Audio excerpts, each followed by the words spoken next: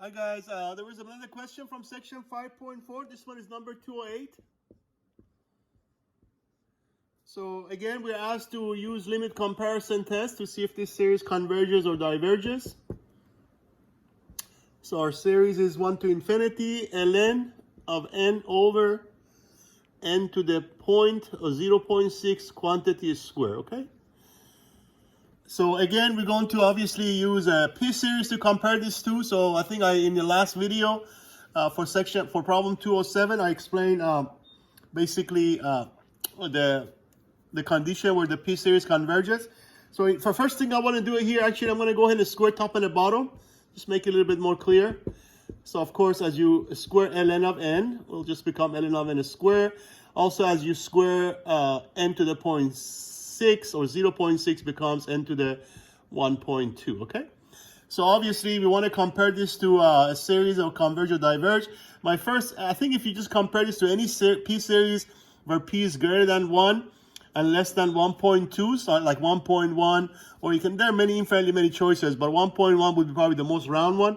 So I'm going to go ahead and look at the limit as n goes to infinity of our series ln of n square over over n to the 1.2, and then all over 1 over n to the 1.1. So I'm going to pick 1.1, but I think any number between 1 and 1.2 should basically does the trick here, okay?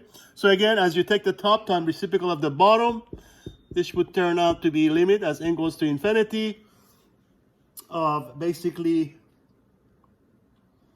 natural log of n square all over. Again, I'll let you check the algebra. If you have question about some of the steps that I'm kind of skipping because it's mostly algebra, let me know and I can explain those further, okay? This will become, as you do the top times reciprocal of the bottom, you should end up basically with n to the 0.1, okay? So again, as n goes to infinity, once again, the top goes to infinity, the bottom goes to infinity. So we're going to use the L'Hopital's rule. So I'm going to go ahead and I don't have too much room. That's the problem with this little whiteboard. I don't have much room, but I'll try to move it up here. So now, from here, this becomes, again, derivative top over limit of the derivative bottom, okay, as n goes to infinity. So again, by power rule, that's 2 times ln, and then times 1 over n, which is derivative of ln, all over derivative of n to the 0.1, which is 0.1 n to the 0.1 minus 1, which becomes, of course, negative 0.9. Okay? So now, and once again, as you do clean it up here, algebraically speaking, because you can always move that downstairs, make it positive exponent, and then, of course, the top becomes 2 ln over ln of n over n. So as you do that, that pretty much becomes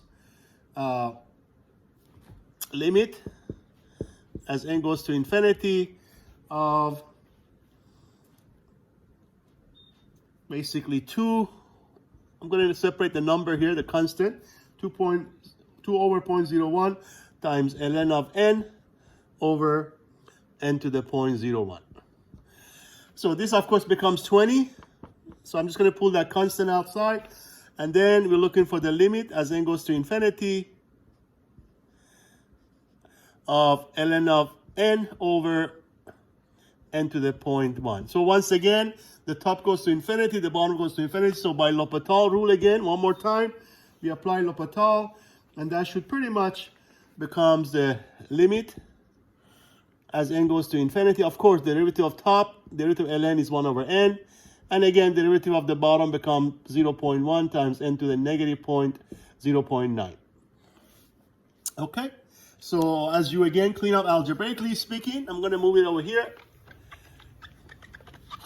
So now that should take you to the limit as n goes to infinity of basically 1 over n to the 0.1.